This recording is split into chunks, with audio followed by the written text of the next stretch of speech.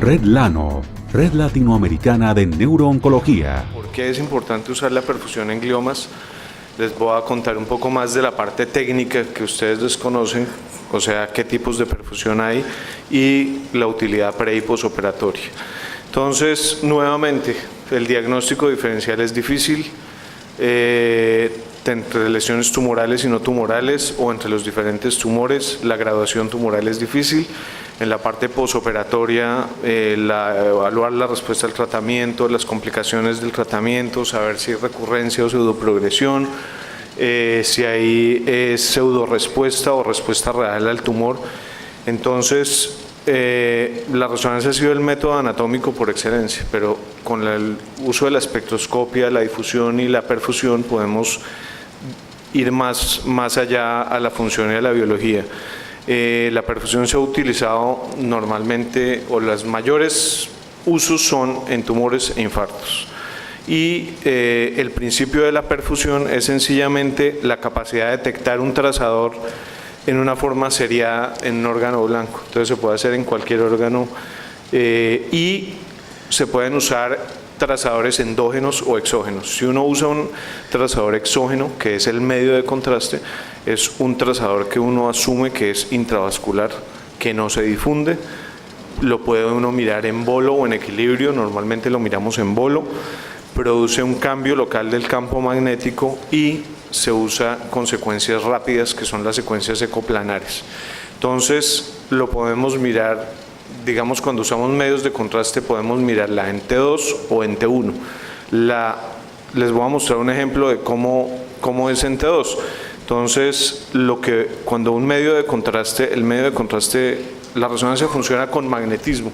Entonces, alinea los protones de hidrógeno, después de eso uno le manda un pulso de radiofrecuencia, los protones cambian de orientación porque adquieren más energía, luego vuelven a su estado de reposo y liberan la energía, y de esa forma se produce la imagen en resonancia magnética. Los medios de contraste hacen que se desfasen esos protones y emitan menos energía, y eso es lo que vemos acá. Entonces, cuando eso lo hace localmente, entonces cuando uno marca un sitio donde tenga alta concentración de medio de contraste para mirar y seguir en el tiempo cómo es esa entrada del medio de contraste tanto a los vasos como al parénquima. Entonces, miren acá cómo uno va viendo en la medida en que se mueve la curva, en la medida en que pasa el tiempo, vamos adquiriendo imágenes dinámicas. Miren cómo el medio de contraste va llegando a los vasos y se va disminuyendo la señal cuando llega a las arterias capilares, luego a las venas y luego sale de las venas y vuelve a disminuir. Y ese cambio en la intensidad de señal no es solamente en los vasos, sino también es en el parénquima, y eso es lo que uno evalúa. Si uno lo evalúa con la perfusión T1, la intensidad de señal va a aumentar. Si uno lo evalúa en la perfusión T2, la intensidad de señal va a disminuir. ¿Qué es lo que medimos con una perfusión? Medimos el volumen sanguíneo cerebral, el flujo sanguíneo cerebral, podemos medir el tiempo de tránsito medio y el tiempo de arribo del bolo. Y hay variables que pueden hacer que se alteren estas medidas, como son la cantidad de contraste que uno use, por eso hay que estandarizarlo, el tipo de contraste que uno use. Hay unos contrastes que tienen mayor efecto en la relaxividad de los tejidos que otros, el volumen sanguíneo del paciente y el gasto cardíaco. Entonces, ¿qué tiene uno que hacer para hacer las medidas consistentes para poder hacer comparaciones? Compararlo con el lado sano. Entonces, al compararlo con el lado sano, uno tiene un parámetro que va a tener siempre, y por eso se llaman valores relativos. ¿Cómo hace uno para medir los diferentes parámetros? Entonces, el tiempo al pico es el tiempo que se demora el contraste en llegar al pico máximo de señal. El flujo sanguíneo cerebral corresponde a la pendiente de ascenso del ingreso del medio de contraste. El volumen sanguíneo cerebral se mide sacando el área abajo de la curva, y el tiempo de tránsito medio es lo que se demora el contraste entrando a la arteria y saliendo de la vena.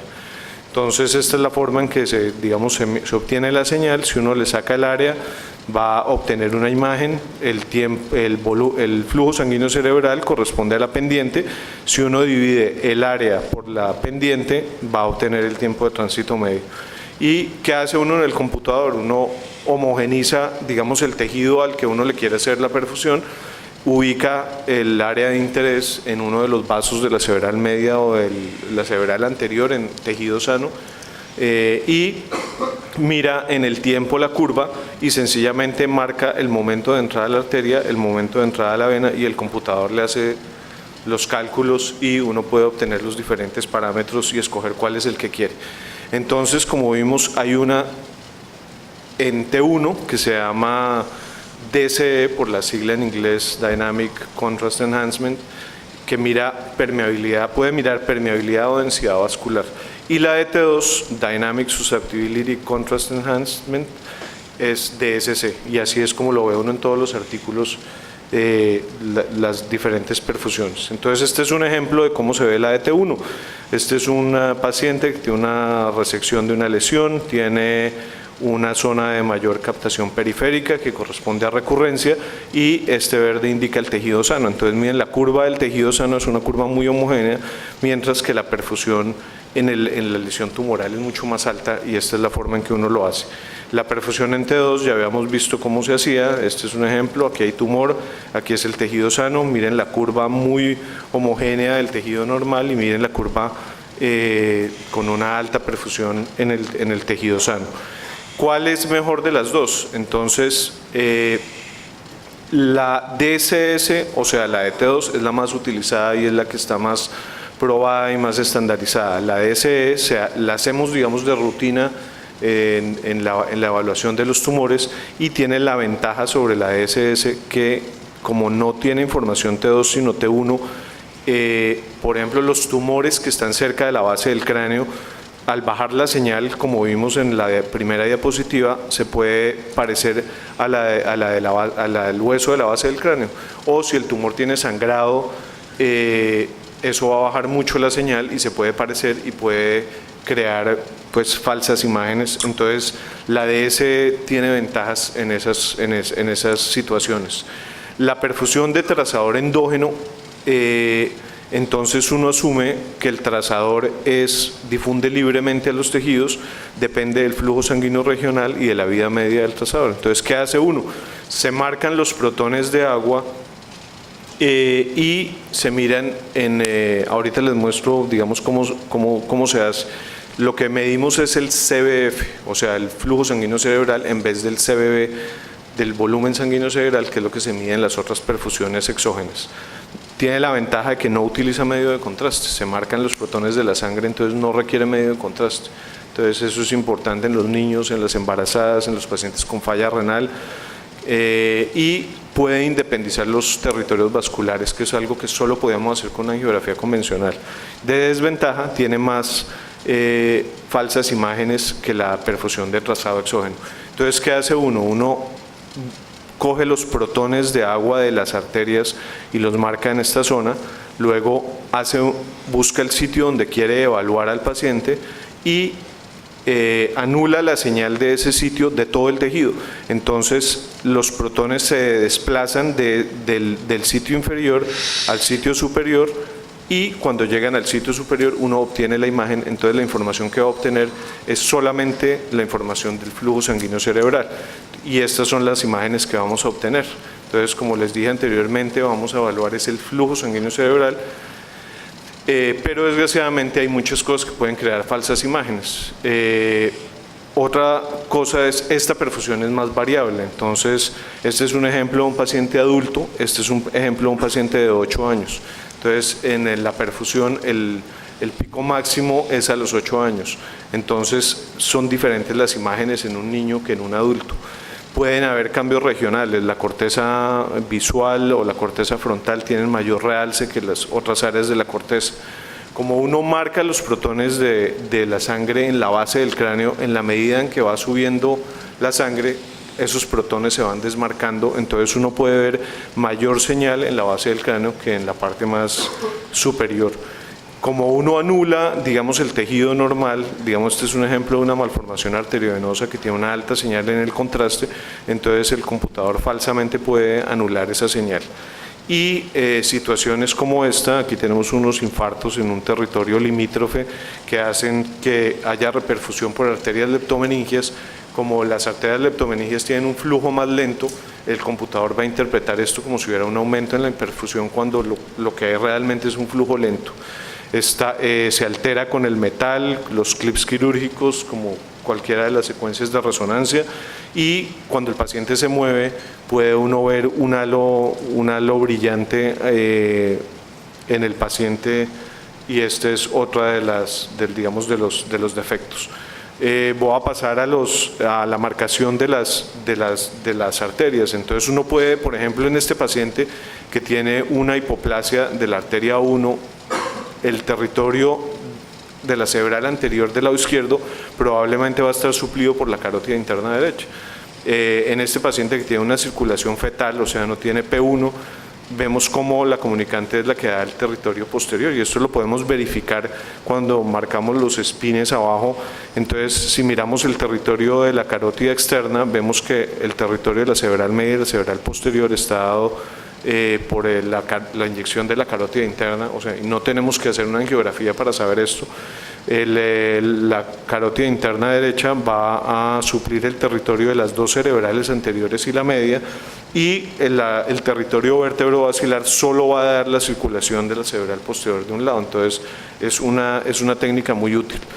Las imágenes de perfusión se ven iguales a las de trazador exógeno, se pueden fusionar con las imágenes convencionales, y entonces miremos un poco de las aplicaciones. Entonces, como decía el doctor Vega, la imagen plana de resonancia magnética a veces es inespecífica, entonces le toca a uno tratar de buscar ayudas. Entonces, este es un ejemplo de un paciente que tiene una lesión de alta señal en T2, baja señal en T1, no tiene mucho realce con el gadolíneo, puede ser un infarto, puede ser un tumor. Si nosotros le medimos la colina, en este mapa de colina tiene alta colina, nos indica proliferación celular, y vemos que tiene alta perfusión, es un tumor y no puede ser un infarto. El infarto no tendría elevación de la colina y tiene una baja perfusión. Si nosotros queremos graduar el tumor, la perfusión nos puede ayudar a hacerlo. Entonces hay artículos en los cuales hay una adecuada sensibilidad y especificidad. Pues la especificidad no es tan adecuada, pero la sensibilidad es buena para la diferenciación de grados bajos y altos. Y este tal vez es el artículo más importante y con el cual, digamos, se han hecho se obtiene un valor, digamos, sobre el cual uno se puede regir para diferenciar tumores de alto y bajo grado, y es el volumen sanguíneo cerebral por encima o por debajo de 1,75, el relativo. Entonces, cuando uno tiene alto flujo sanguíneo cerebral, tiene un tumor de alto grado; cuando tiene un bajo flujo sanguíneo cerebral, es de bajo grado, y esto en las curvas de Kaplan-Meier se ha correlacionado con la progresión libre de enfermedad.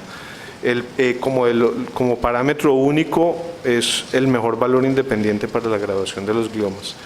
¿Y para qué nos sirve esto? Entonces, esto es un ejemplo de un tumor de bajo grado donde la alteración de la señal está más posterior, pero si nos fijamos, la restricción de la difusión y la perfusión están en una zona más anterior. Entonces, si yo quiero biopsiar a este paciente, es mejor que lo biopsie en la zona donde hay una alta perfusión, porque voy a tener la mayor graduación tumoral. Y lo mismo nos sirve para predecir las áreas de malignización. Entonces, según la teoría del switch angiogénico, en el cual tenemos un tumor de bajo grado que va a pasar a alto grado, los cambios en la perfusión cerebral nos pueden mostrar hasta 12 meses antes el sitio, 12 meses antes que el realce con contraste, el sitio donde el tumor se va a volver de peor grado. En cuanto a las imágenes posoperatorias, hay varios artículos. No hay todavía una estandarización del valor que uno debe usar para diferenciar recurrencia de pseudoprogresión. Hay este artículo en el cual el valor relativo del volumen cerebral si es mayor de 0,71 es recurrencia, si es menor de 0,71 es radionecrosis. Hay otros que dicen que si es mayor de 2,6 es recurrencia, si es menor de 0,6 es radionecrosis, y los valores intermedios los debe uno evaluar con otras técnicas. Entonces quiero mostrarles un ejemplo de cómo, digamos, estamos haciendo el seguimiento de imágenes en nuestros pacientes. Este es un paciente de 38 años con un glioblastoma primario positivo para la mutación del MGMT, que tiene negativa la mutación del IDH, tiene una pérdida parcial del 1P, fue llevado a una citorreducción óptima en agosto del 2010. Siempre le hacemos resonancia o tratamos de hacer resonancia en las primeras 72 horas al paciente. ¿Por qué? Porque el realce que vayamos a tener en ese momento es lo que nos indica el residuo tumoral, y podemos tener áreas de contusión o de isquemia posoperatoria, como en esta zona, que si la evaluamos normal a los 3 meses pueden parecer áreas de residuo tumoral cuando no son áreas realmente de residuo tumoral. Entonces este paciente tiene hematoma en el lecho quirúrgico, pero no tiene realmente tumor residual, o sea, la citorreducción fue óptima. Esto es a los 3 meses. Entonces miren cómo hay un aumento en el edema vasogénico alrededor de la lesión, cómo tenemos un mayor realce y cómo la espectroscopia nos ayuda a saber, digamos acá puede uno pensar que o es residuo tumoral o es radionecrosis.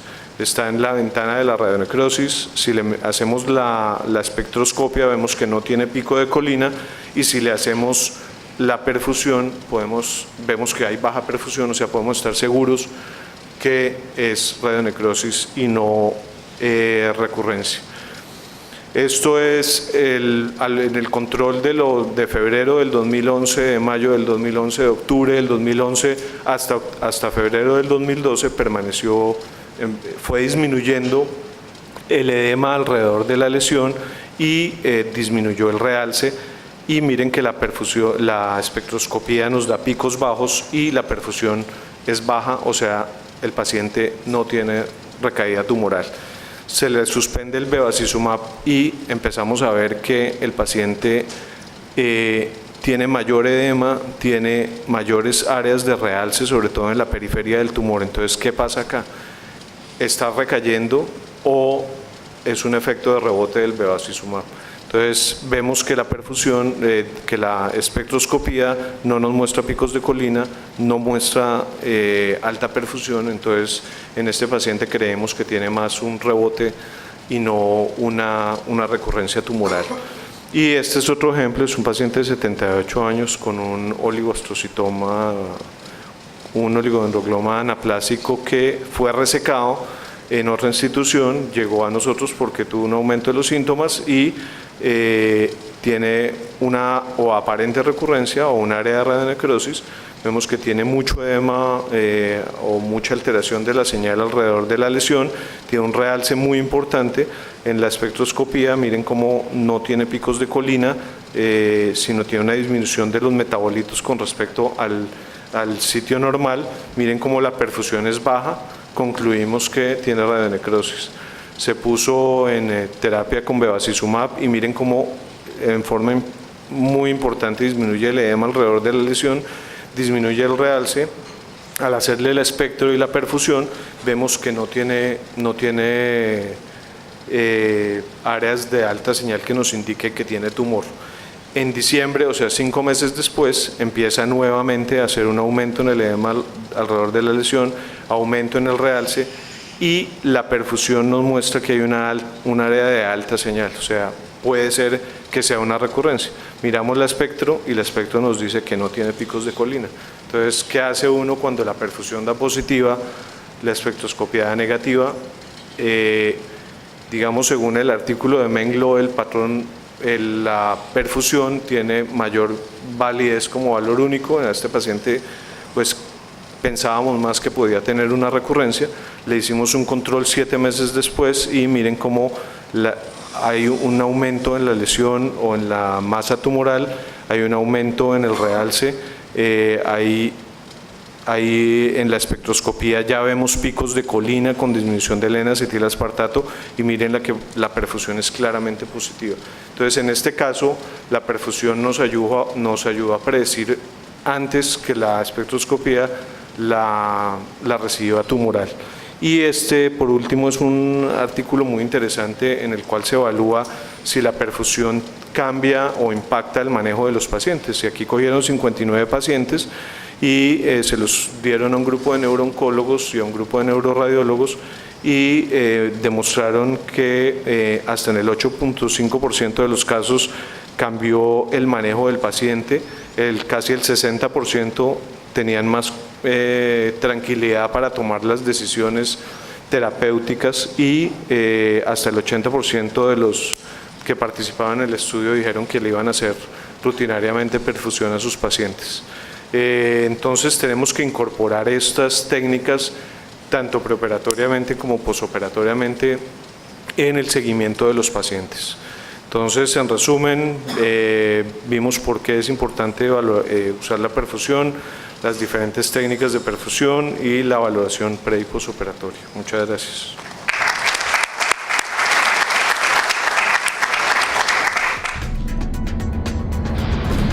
Red Lano, Red Latinoamericana de Neurooncología.